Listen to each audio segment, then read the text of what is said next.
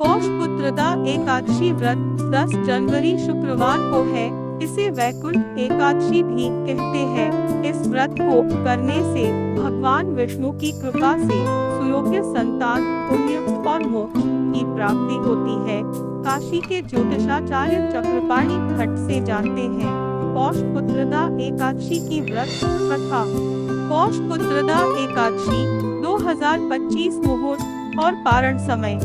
पौषपुत्रदा एकादशी तिथि का प्रारंभ आज 9 जनवरी दोपहर 12:22 से पौषपुत्रदा एकादशी तिथि का समापन कल 10 जनवरी सुबह 10:19 पर एकादशी पूजा मुहूर्त सुबह 7:15 बजे से दोपहर 2:37 बजे तक शुभ योग प्रातः काल से दोपहर 2:37 तक शुभ योग दोपहर 2:37 से पूरे दिन पौषपुत्रदा एकादशी व्रत का पारण समय 11 जनवरी सुबह 7:15 बजे से सुबह 8:21 बजे तक।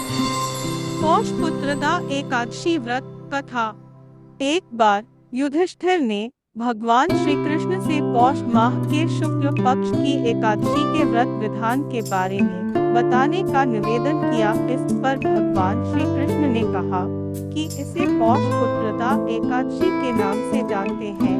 इस व्रत के पुण्य प्रभाव से व्यक्ति धनवान, ज्ञानवान और तपस्वी बनता है। इसकी कथा कुछ इस प्रकार से है। राजा सुकेतुमान का भद्रावती नगर पर शासन था। राजकुमारी शैव्या से उसकी शादी हुई थी।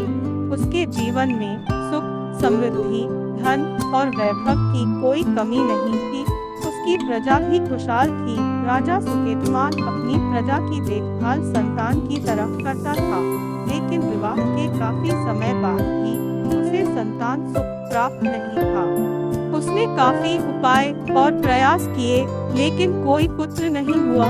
उसे इस बात की चिंता थी कि उसके जाने के बाद राज्य का संचालन कौन करेगा, उसका पिंडदान नहीं होगा।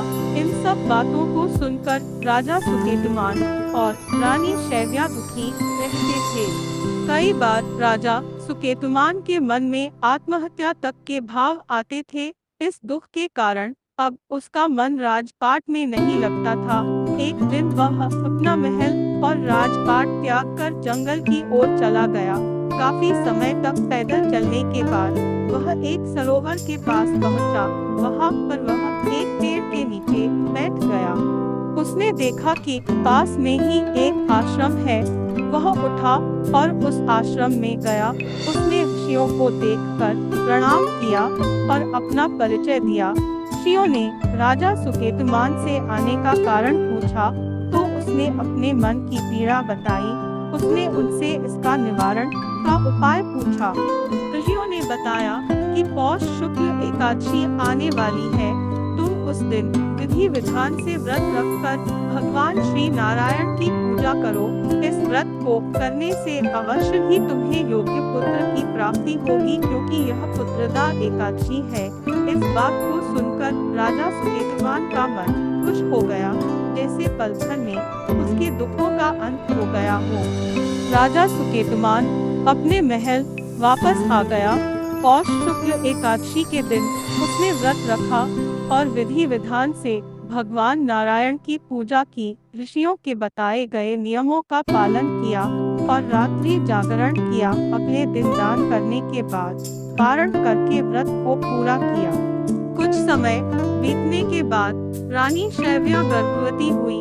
राजा सुकेतुमान को पुत्र सुख की प्राप्ति हुई। बेटे को पाकर वह काफी खुश हो गया। जो व्यक्ति पुत्रदा एकादशी का व्रत रखता है उसे संतान की प्राप्ति होती है।